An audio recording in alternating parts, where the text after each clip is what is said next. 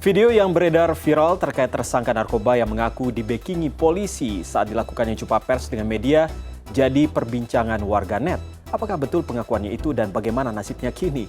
Saya akan berbincang dengan Kabid Humas Polda Sulawesi Selatan, Kombes Pol Komang Suartana. Halo, selamat malam Pak Komang, apa kabar Pak Komang? Selamat malam Bang Iqbal, sehat-sehat selalu.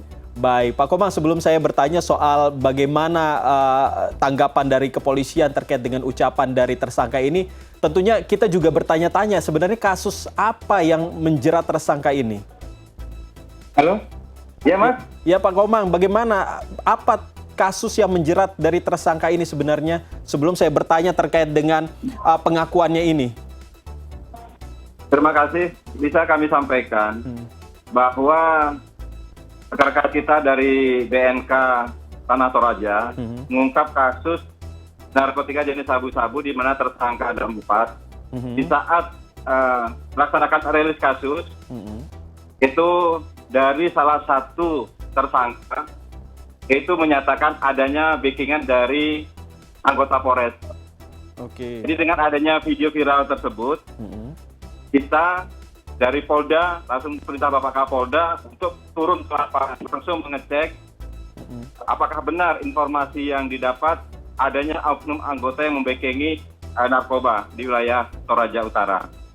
Untuk itu, pada saat itu juga Propam Polda langsung turun ke lapangan bekerjasama dengan Kasih Propam Polres untuk melakukan lidik informasi tersebut. Mas. Tapi sejauh ini bagaimana keterangan dari tersangka untuk sementara? Apakah sudah dimintai keterangan baik itu dari tersangka sendiri maupun dari oknum polisi yang disebut oleh si tersangka tersebut? Dari keterangan tersangka dapat kita simpulkan bahwa dia menyerahkan uang kepada anggota tersebut, anggota N. Jadi hasil integrasi Propam kepada anggota belum mengaku dan belum menerima apa yang disampaikan terkait dengan adanya penyerahan uang dan membackingi daripada narkoba yang disampaikan oleh tersangka pada saat rilis kasus oleh BNK. Oke. Jadi tetap kita akan dalami, kita akan melakukan pengecekan terhadap HP yang dimiliki oleh anggota yang dimana disangkakan. Sudah gitu nanti kita akan mengecek sejauh mana anggota ini terlibat di dalam kasus ini. Dan untuk urin juga sudah dicek oleh anggota kita, oleh Propam, dan hasilnya negatif. Jadi kita akan menselebrate HP yang dimiliki oleh korban tersebut yang dilakukan. Baik, tapi kalau misalnya benar-benar terbukti begitu, sebenarnya apa yang akan dilakukan oleh Polda Sulsel jika memang ada oknum anggota polisi yang memang terlibat terkait dengan peredaran narkoba ini? Ya.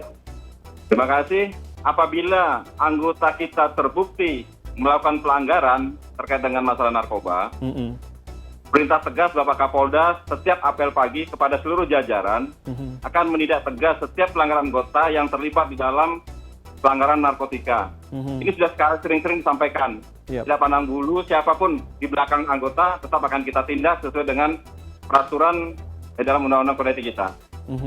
Pak Komang, terkait dengan apa yang tadi sudah disampaikan oleh Pak Komang, saya sempat membaca ada beberapa artikel terkait dengan kepolisian, oknum polisi di wilayah Polda Sulawesi Selatan yang memang diduga terlibat dalam peredaran narkoba. Di tahun 2022, di 19 Oktober, ada anggota Dir Intelkam Polda Sulsel yang diduga terkait peredaran narkoba. Lalu juga bulan Maret 2022 juga ada oknum polisi yang diamankan oleh tim khusus tindak pidana narkotika Polda Sulsel terkait peredaran narkoba itu.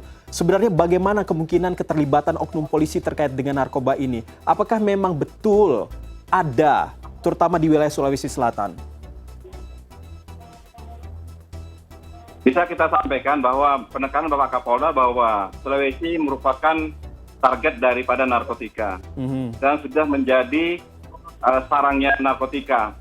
Pada saat perintah Bapak Kapolda untuk melakukan tindakan siapapun anggota yang melakukan pelanggaran, kita akan tindak tegas.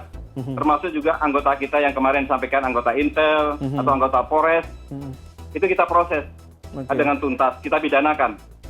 Tidak ada permainan-permainan di dalam pelaksanaan penegakan hukum kita, khususnya anggota Polri. Oke, Pak Komang, peringatan sudah terus dilakukan setiap apel. Apa yang membuat oknum-oknum polisi itu bisa terjerumus dalam peredaran narkoba ini, Pak? Kalau kita lihat, mungkin pergaulan.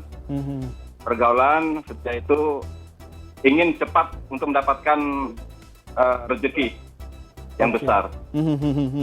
Lalu antisipasi yang dilakukan apa saja? Apakah hanya melakukan istilahnya peringatan-peringatan ketika apel ataupun apakah ada cara lain begitu agar hal ini tidak terulang kembali? Kita tegaskan bahwa di dalam pelaksanaan tugas kepolisian itu pengawasan yang melekat berjenjang dari atasan sampai ke tingkat bawah. Itu yang harus kita lakukan.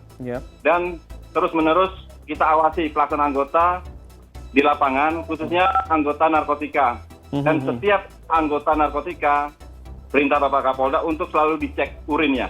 Karena mereka langsung bersentuhan terhadap obat-obatan terlarang, di mana tugasnya adalah untuk membasmi, menghilangkan peredaran narkoba di wilayah Sulawesi Selatan.